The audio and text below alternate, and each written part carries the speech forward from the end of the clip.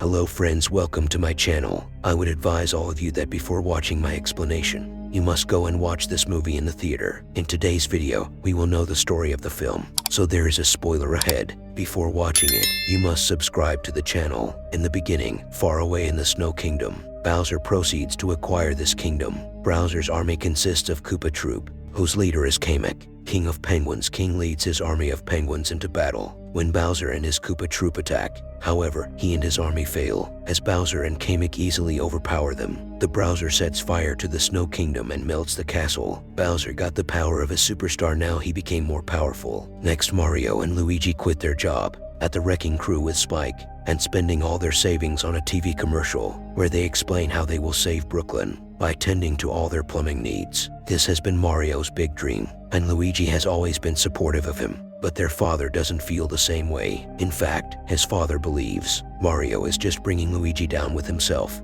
After getting their first big call, the Super Mario Bros. Leave a terrible first impression by making a mess at their first job. Hearing his father's nagging, Mario feels very disheartened. Luigi tries to convince him that all will be fine when, on TV, Mario sees that Brooklyn truly needs saving. A pipe has burst, and the city is getting flooded with water. Mario and Luigi end up in the underground sewer in their quest to save the city. While there, they get sucked into a warp pipe together, but get split up at the end, sending Mario to the Mushroom Kingdom and Luigi to the Dark Land. Mario is the braver of the two brothers, and this turn of events might have been too much for Luigi to handle. But before getting split, Mario told Luigi that everything would be okay as long as they were together. Mario meets Toad there. At first, they are shocked to see each other, but Toad understands when Mario asks him about his brother. He tells him that Luigi must have gone to Dark Lands, which is a very dangerous place ruled by Bowser. Toad decides to take Mario to Princess Peach. Luigi finds himself in the Dark Lands and escaping from all kinds of nasty ghouls. Toad, on the other hand, has reached Princess Peach's palace. After a long journey with Mario, Peach is discussing with her people how to tackle the Bowser situation because he is going to attack their kingdom next.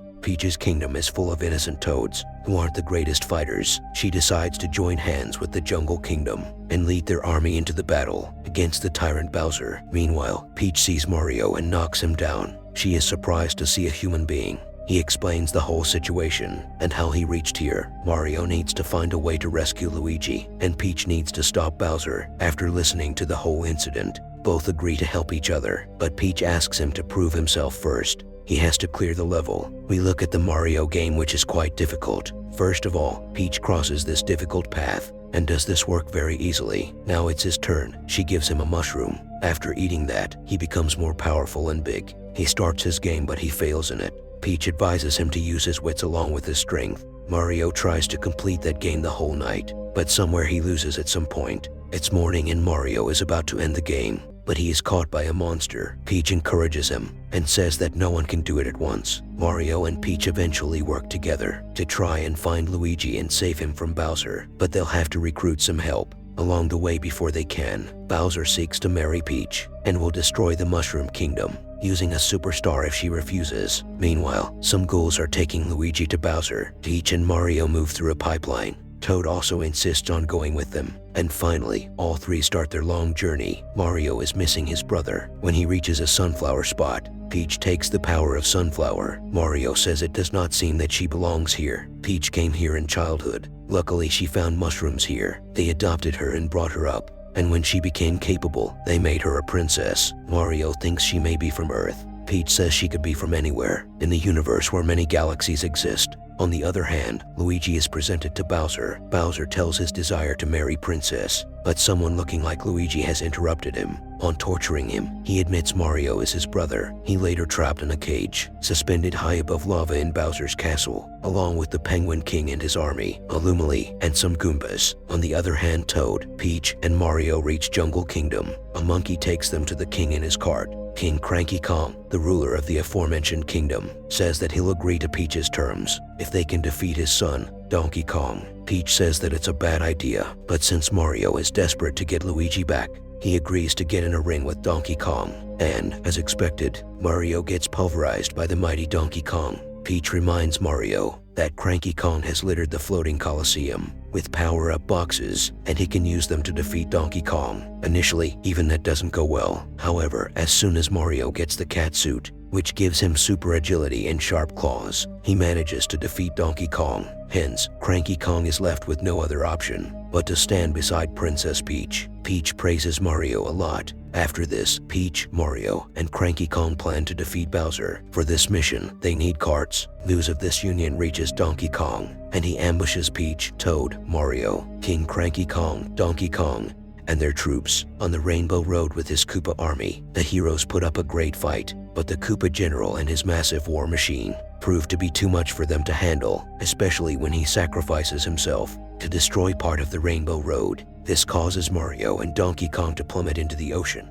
while King Cranky Kong and his troops are arrested and taken to Bowser's floating kingdom. Peach and Toad escape the onslaught and reach the Mushroom Kingdom to evacuate it. Bowser reaches Peach's palace and asks for her hand in marriage by showing off the superstar that he has acquired from the Penguin King. Peach obviously refuses, and Bowser threatens to not only crush Toad, but also use the superstar to destroy everything. Hence, Peach is left with no other option but to satisfy Bowser's whims. Mario and Donkey Kong are consumed by a mole-ray in a very Pinocchio-esque manner. That's where they have a heart-to-heart about how their respective fathers discredit them every time, or how they are told that they can never be more than what they were born to do. And that's when they notice Donkey Kong's cart, with one of the rocket boosters still intact, lying in Mole-Ray's tummy, so they use it to escape and reach Bowser's castle. Instead, they land in the Mushroom Kingdom and find the Koopas stacking a bunch of power-up boxes. This leads to yet another amazing platforming section,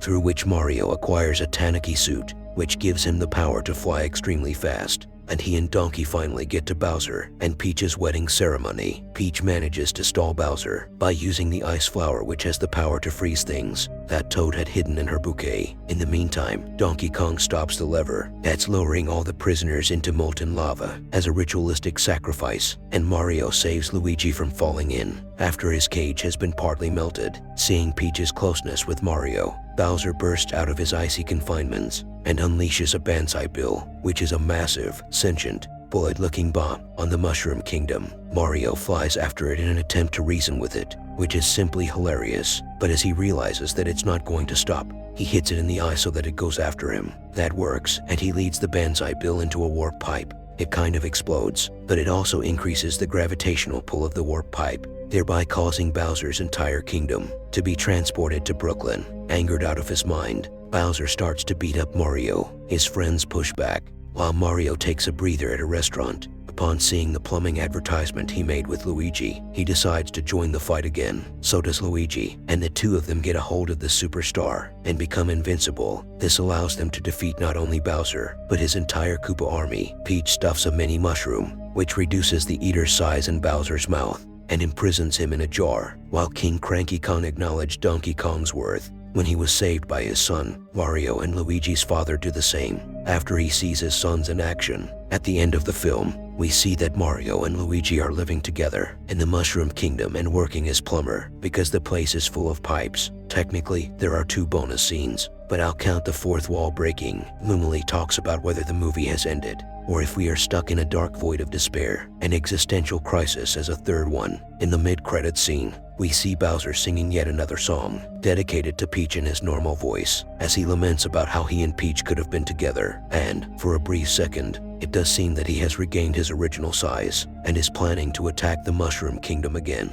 But when one of the Toad soldiers interrupts Bowser's singing sessions and tells him to keep it down, it becomes apparent that he's still in his miniature form and in a birdcage. Well, at least someone has been kind enough to give him a mini piano so that he doesn't get bored. The mid-credit scene ends with Bowser almost starting a rant. Before he can do that, the soldier shuts the door, thereby plunging him into darkness. Does this mean he's always going to stay this way? I don't think so. I'm sure his loyal advisor, informant, and sorcerer, Camel, is going to find a way to get him out of there and help him script his revenge arc. If you are patient enough to stay all the way to the end of the credits, you are gifted with yet another scene. This one takes place in the underground of Brooklyn, which is apparently an endless and deep maze of pipes. The virtual camera focuses on an egg with green spots on it, Almost like in homage to Alien or Godzilla, the egg begins to crack open, and before we can see what's in it, the film cuts to black, and we hear someone exclaim the name Yoshi. It's not clear if the egg was always there underneath Brooklyn, or if the confluence of the fantastical world and the world of humans has brought it here. We do see a bunch of dinosaurs in the Mushroom Kingdom, so it's possible that that's where Yoshi has come from. That said, it is clear that future movies set in the Mario Bros. Cinematic universe is going to bring in Mario's most recognizable sidekick, Yoshi. The character apparently has a massive appetite. It can eat enemies with its super elastic tongue, and it has the ability to lay eggs, which it can use as a weapon as well. Now, it remains to be seen if we're going to get a Yoshi spin-off, or if it's going to be a supporting character in a sequel to the Super Mario Bros. Movie, because both of those things have happened in the game series. Either way, I'll be there to watch more Mario movies, if they are as good as this one. That's all for today. Thanks for watching.